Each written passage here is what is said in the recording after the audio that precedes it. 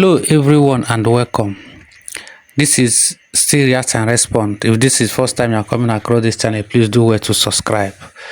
Well, good morning, good afternoon, good evening, depending on where you are watching us from. Before we begin this video, I feel it is very important to set the right context and clarify the purpose behind what we are about to watch. In today's digital age, where videos and stories spread very quickly, it is easy for messages to be misunderstood and misinterpreted. That is why I want to take some time to explain clearly that this content is shared strictly for entertainment, awareness, and public discussion purposes only. This video does not in any way intend to insult, defame, disrespect, or misrepresent any individual, in particular when it comes to sensitive matters that may involve people with public titles, religious leaders, or respected institutions. We want to emphasize that our purpose is not to pass judgment or to create a negative image of anyone. Rather, this content is meant for open-minded viewers who understand that media often represent or present stories in a way that sparks conversation and reflection. Please remember that not everything you see online is a factual or verified content or account of events. Sometimes stories are dramatized, exaggerated, or presented in a way that focuses on the entertaining side, not on the legal or spiritual truth of the matter. Because of that, I strongly encourage every viewer to form your own independent opinion. Do not take this video as an official report nor as a personal attack on any individual involved. We also respect that many of our viewers come from different backgrounds, faiths, and communities. Some of you may hold certain leaders, title, or institution in very high esteem, and we completely understand that. For that reason, I want to stress again that this video is not aimed at undermining or disrespecting your faith, your values, or the people you respect. Our intention here is simply to provide the content that people can watch, react to, and discuss. It is for awareness and entertainment, nothing more. If you choose to engage in the discussion, please do so respectfully, with understanding that others may have different opinions and perspectives. At the end of the day, the responsibility lies with you, the viewer, to watch with discretion. If at any point you feel uncomfortable with the content, you are encouraged to step back and reflect. This channel and this video in particular is about sparking meaningful conversation without causing any harm. So once again, let me summarize. This video is not defamatory. 1. 2. It is not an official confirmation of any event. 3. It is not intended to insult or misrepresent anyone. 4. It is for awareness, entertainment, and open discussions only. Thank you for taking the time to listen to this disclaimer. By staying with us, you agree to watch responsibly and respectfully. Now, let's begin the video. There is something that just brought us to the screen. This is not the first time or the second time, but how increasingly it is becoming. We feel it is wise to give it a voice, or it is why a voice is lent into it. A certain reverend father, a man who has stood before the altar for years, was caught on camera having a private meeting with a young lady. At first, or at its first glance, it seemed like an ordinary conversation, but as the conversation unfolds, it took a very different turn. This man, this man of God, began to woo the lady. He didn't stop at mere words of affection. To win he tried to win her. He tried to win her heart with money. He offered her amount ranging from 200,000 naira to as high as 1 million naira, all in an attempt to make her agree to his desires. But this lady, standing her ground, refused him, not once but multiple times. She made it clear that no amount of money could make her betray her values. The Reverend Father, not willing to give up, made another request. He asked her if she could, at this time, at least, recommend him to her friend. Again, she declined. She would not be a bridge for morality. At that point, he pleaded with her to keep it a secret. He begged that no one should hear of it. Now, just pause and think for a moment. Here is a Reverend Father, someone entrusted with leading people spiritually, someone who preaches against sin, immorality, and fornication. Yet, behind closed doors, he is willing to spend church money just to satisfy a personal urge. What then does he have left to preach? What moral ground does he stand on when he speaks to his congregation about holiness, purity, and self-control? The irony is glaring. The contradiction is painful. The very person who should be the light of the community was caught stumbling in the dark. The struggle of celibacy. We must acknowledge the reality. Many Reverend Fathers live under vows of celibacy. This means they cannot marry, they cannot have romantic relationship, and they are expected to live in complete dedication to the church. But we are all human. Nature is powerful. Desires do not simply disappear because of vows. And when those desires are suppressed rather than guided, they often find unhealthy ways of expression. It is also important to note that many of these men did not choose this path willingly. Some were pushed by family, pressured into priesthood not out of passion but out of expectation. A parent might think having a son as a priest brings honor to the family. Some may even see it as a pathway to moral gain, to material gain. But when the calling is not genuine, the struggle becomes unbearable. The priesthood becomes a burden instead of a purpose. That is the issue. The bigger problem here is, and today, we see many young men, some barely out of their teenage years, wearing the cassock, standing before altars, carrying responsibilities far greater than their maturity. When the priesthood is filled with people who never truly chose it, we must ask ourselves what will be the fate of the church in a few years to come. Will morality stand firm? Will integrity still be preserved?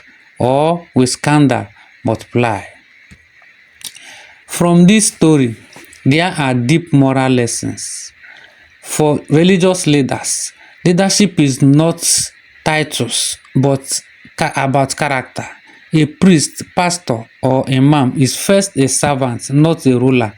When trust is broken, the entire community suffers. Leaders must practice what they preach. Hypocrisy destroys credibility faster than any sin. Transparency in handling church funds is vital. More given by faithful followers is sacred.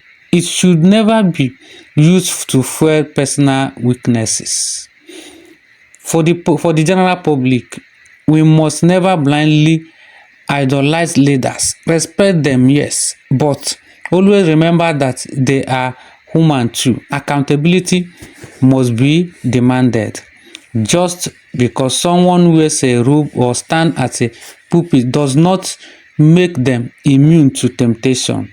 Test every spirit and hold every leader accountable to the standard they themselves set. Forcing a child into a career they are not called to can be dangerous, whether it is priesthood, medicine, law, or any other path. If the passion is not there, frustration and moral failure will follow.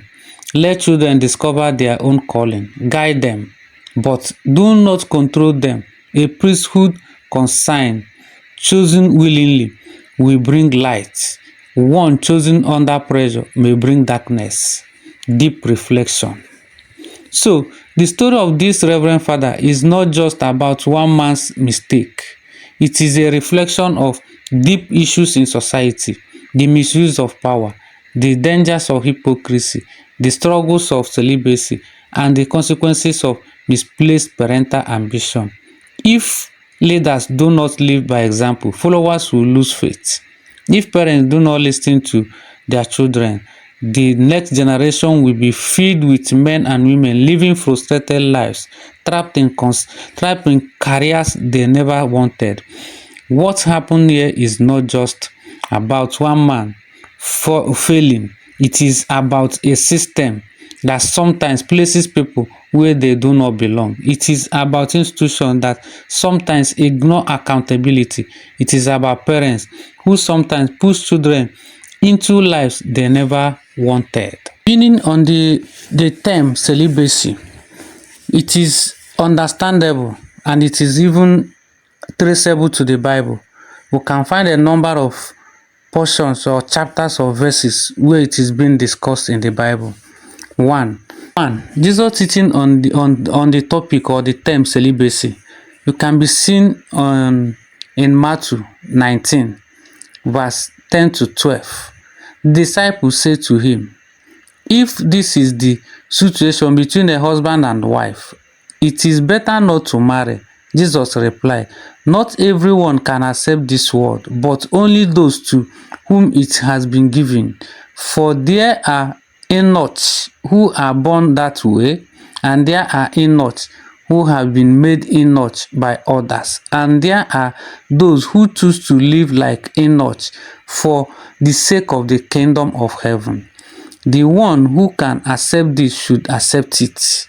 Here, Jesus acknowledges celibacy as a voluntary choice for the sake of God's kingdom. 2. Call on singleness and celibacy. This could be traced to 1 Corinthians 7 to 9. I wish that all of you were as I am, but each of you has your own gift from God. One has this gift, another has that. Now to the unmarried and the widows, I say, it is good for them to stay unmarried, so as I do.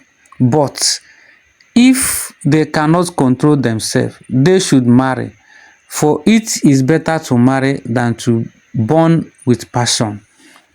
Paul describes celibacy as a gift from God, but not for everyone equally. Okay, affairs. Okay, another scripture that captures the word celibacy is still 1 Corinthians 7:32 to 34. I would like you to be free from concern. An unmarried man is concerned about the Lord's affairs, how he can please the Lord. But a married man is concerned about the affairs of this world, how he can please his wife, and his interests are divided. An unmarried woman or virgin is concerned about the Lord's affairs. Her aim is to be devoted to the Lord in both body and spirit. This is where singleness comes in for undistracted devotion to God. Third, prophetic symbolism on celibacy. This is captured in Jeremiah 16:1 to 2. Then the word of the Lord came to me. You must not marry and have sons or daughters in this place. This is God's commandment, or God commanded Jeremiah to remain unmarried as a prophetic sign. 4. Purity and devotion in celibacy. This could be captured in Revelation chapter 14 verse 4. These are those who did not defile themselves with women, for they remain virgins. They follow the Lamb wherever he goes. They were purchased from among mankind and offered as the first fruit to God and the Lamb. This way, celibacy is linked here with purity and special devotion to Christ. Now, on the contrary, or at the end of bringing it to the end or in conclusion, as we close this story, let us remember, integrity is not negotiable. Leadership without morality is like a house built on a sand. It will collapse. Parents, allow your children to walk their own paths. Leaders, live the words you preach. Followers, stay watchful and never be afraid to demand accountability. The church, the mosque, the temple, all these institutions are only as strong as... I don't want people to be looking at us. You know the way... Which side in Ibago? Shegi. Which side is Shegi Bago? Come closer, come close.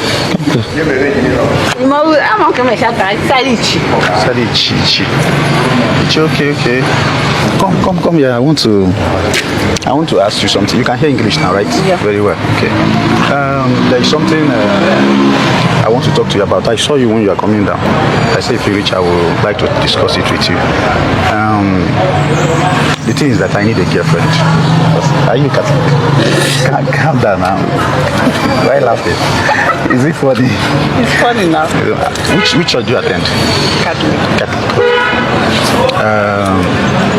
It shouldn't be funny. We are human beings, okay? So I know it's going to sound somehow to you. That is why I said let me just talk to you. It's going to be something we are going to keep secret, and the thing there is that I'll be taking care of you, taking care of all your needs and everything about you. In fact, even if you say yes, now I'm giving you 200,000 now. No, sir. Why? Is it funny? No, I can't. Look, wait. Look at me. I can't do it. Well, why? I'm a reverend for that beg, you know what? I can't connect to your bed. You can connect. Okay. Okay, what will happen? We can be friends now, just friends. Yeah, we can be friends. Okay, let me get your number so we can chat. But you saying 100% no like this, I don't understand. Why did you say no? I don't like. You don't want to date your Reverend Father, or you? I don't want to. The Reverend Father have not toasted you before. No. I will date it, but I will not like. You not? I will not do that. Okay, what will happen here is, what if I'm giving 1 million naira? I can't. Jesus. I beg. Okay, we are from this area. I'm from Ibawa, but I'm working for Espec. What are they doing there? Pure water and leather. Okay, pure water and leather. Okay. They produce water, pure water there. Okay. Oh, that is a very nice one. Okay. Wow, you just say no like that. Okay. The thing here is this. I believe you are not going to discuss this with anybody. You are not going to sell it. Is that the main thing? You know, we are not allowed to marry, right? See, come close. I don't want people to be looking at us. You know the way they look at it, the way it is. Good evening. So the way people look at it, we are not allowed to marry, and we are not allowed to keep girlfriend. But we are human beings. We are. No. So you already saying no. Okay. You can look at this one. Can you connect with somebody that you know that you think you can? I will pay you for that. No. You connect? No. I can't connect anybody to Reverend Father. Jesus, calm down. It's not possible. Wait. Why are you saying it's not possible? Okay, you know what? Let's do it this way. I'm giving you 500,000 now. To do what? To connect. If you say you're not connecting, oh yeah, can't you be my girlfriend? No, I can't connect and I can't be your girlfriend. You know it will not stop you from having a boyfriend outside now.